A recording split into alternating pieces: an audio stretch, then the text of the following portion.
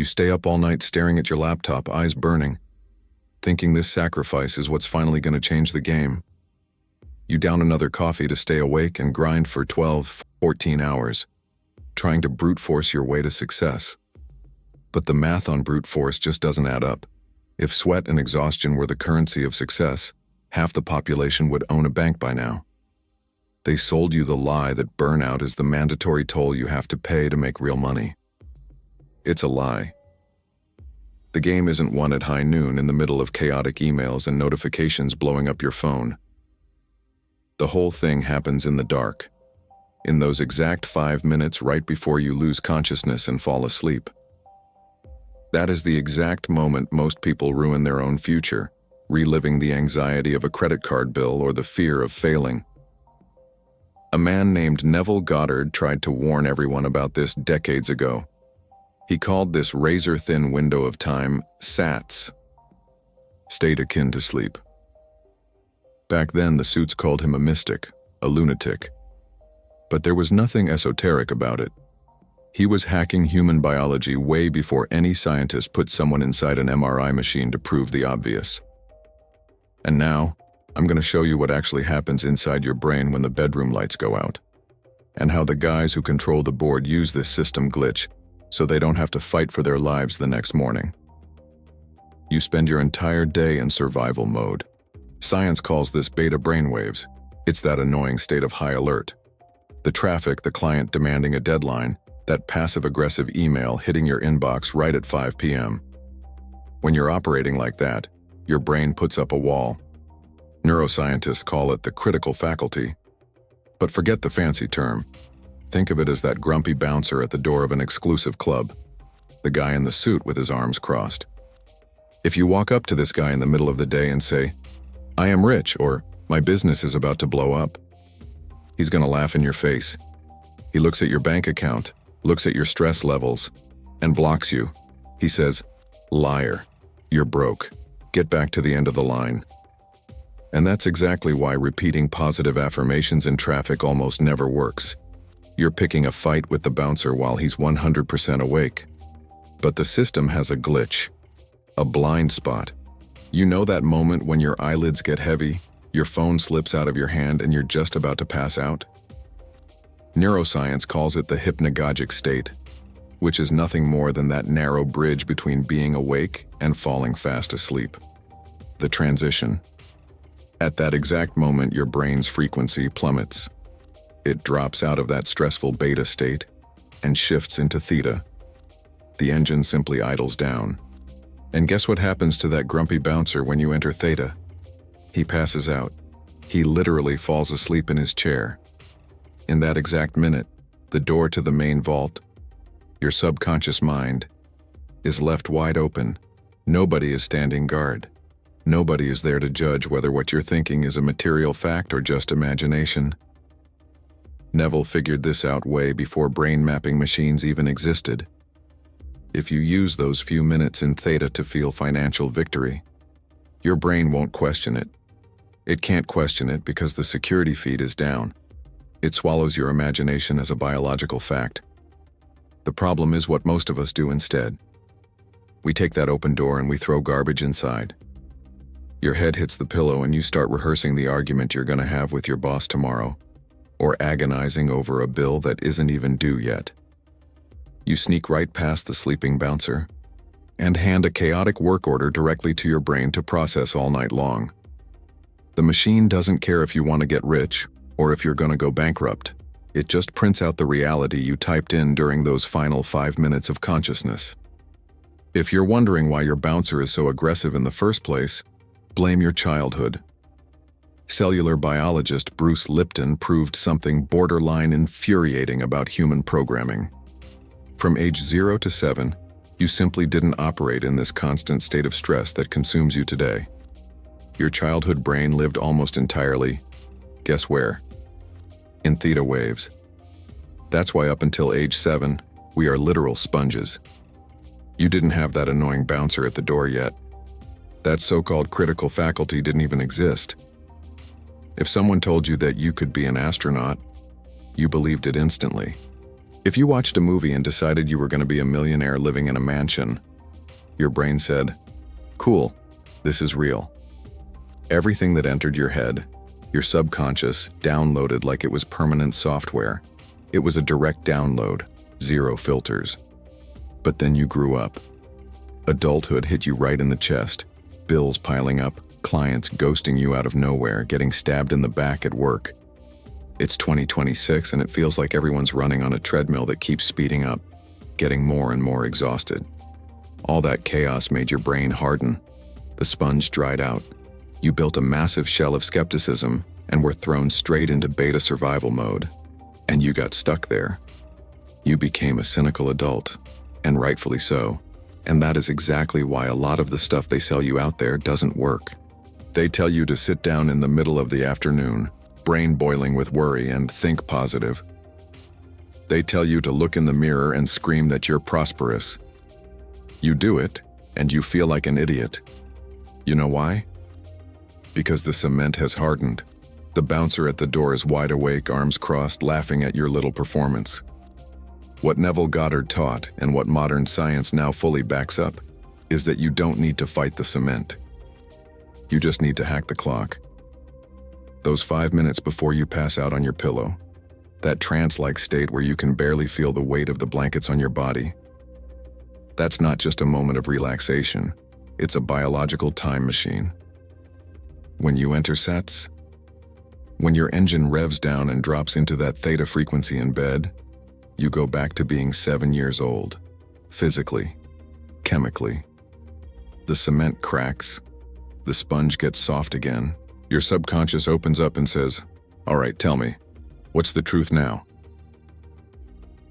This nightly protocol is the only natural shortcut that exists to turn you back into that sponge, without needing years of therapy or overpriced retreats.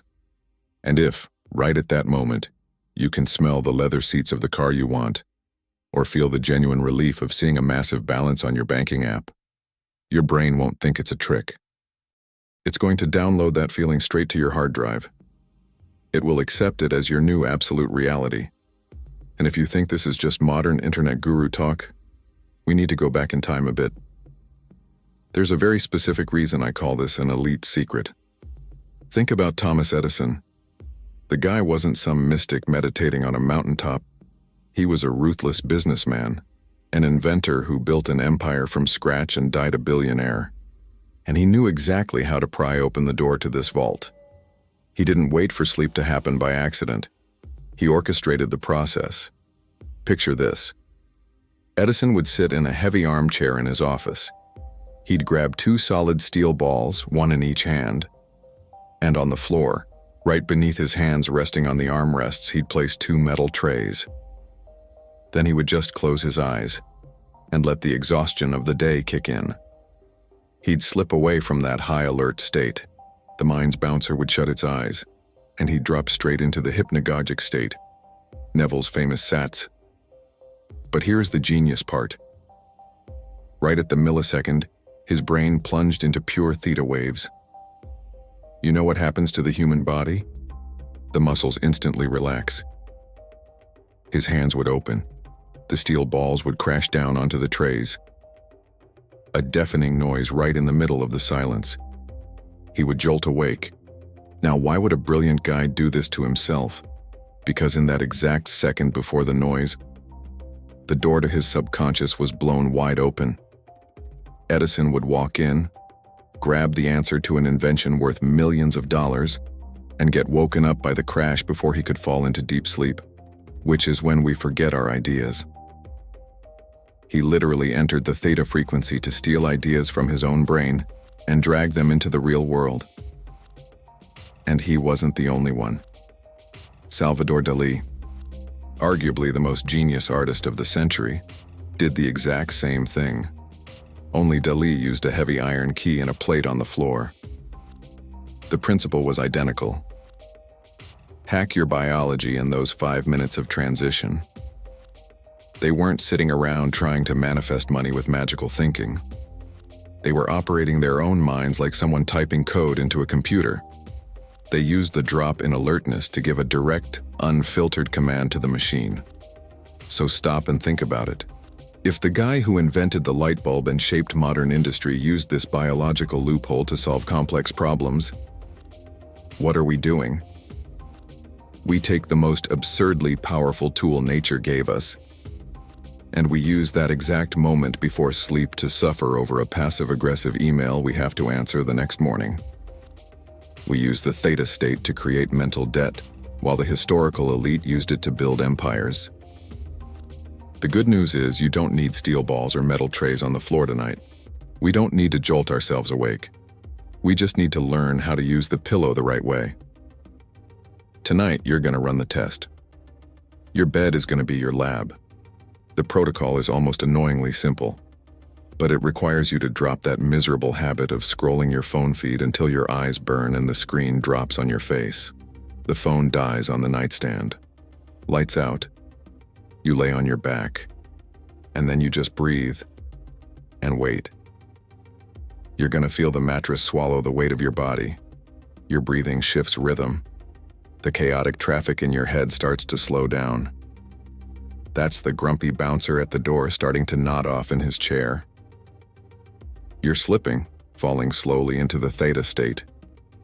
SATS. And this is where 99% of people screw up and ruin everything. They try to visualize the process. They imagine the boss giving them a raise or the client signing the contract at the boardroom table. Forget the middleman. The brain doesn't care about the how. If you focus on the process, you trigger anxiety, and anxiety wakes you up. You have to cut straight to the end of the story. Neville Goddard hammered this point his entire life. You don't think of the desire, you think from it, like the game is already over and you're holding the trophy. Pick a very short scene, like a 5-second GIF. Something that would only happen if your financial problems were 100% solved.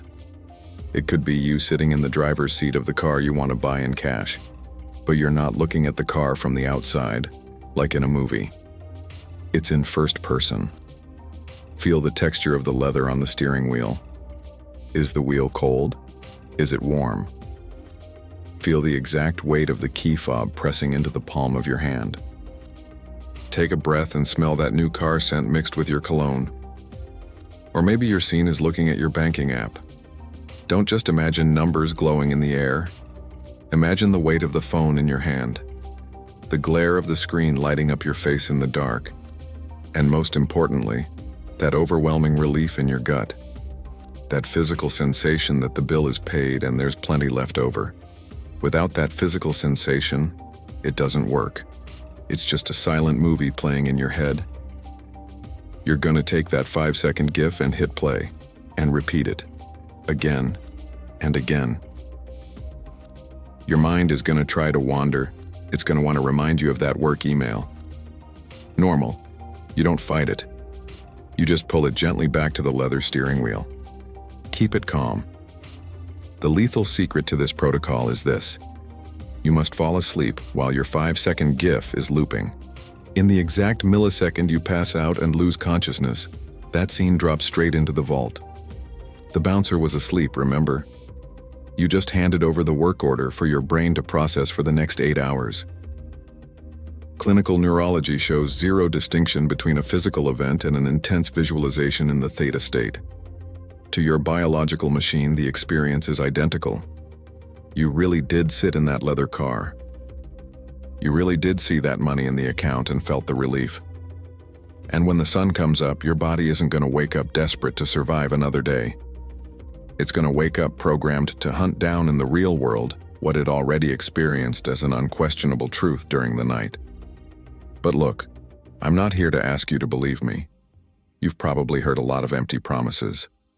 You've tried the 5 a.m. morning routines, you took the ice baths, and your bank account stayed exactly in the same place. With the grind we're all in today, nobody has patience for theories that don't work in practice. So do this. Don't believe a word I just said. Just test it. Let's make a silent pact right here. A 3-day challenge. Actually, 3 nights. Instead of dragging your thumb across your screen until your vision blurs, consuming the world's chaos or the fake lives of people you don't even know, You're gonna leave your phone face down on the nightstand. You're gonna take those 5 golden minutes, the exact moment that bouncer falls asleep, and you're gonna walk right into the vault of your own brain. Run your 5-second GIF. Smell the car, feel the weight of the key, feel the texture of financial relief, like the game is already over and you won, and just fall asleep to it. Let biology do the heavy lifting while you rest. Deal? If this video made you think, if you feel like you finally understand the rules of a game that's been played against you your whole life, drop a like down below. It's not for the algorithm. It's just a signal for me to look at and know who's actually going to test this protocol tonight. And if you want to keep receiving these kinds of codes that most people would rather you didn't know about, hit subscribe. We've got a lot left to talk about. But before you click off, answer one quick thing for me in the comments. Are you testing the protocol tonight? If so, write, "The bouncer is going to sleep," or drop a vault emoji down below. It's our code to know who's really in the game. Tonight, your brain is going to throttle down no matter what. The frequency will drop. The door to your subconscious will open. The only question is, are you going to use that loophole to plant the life you want?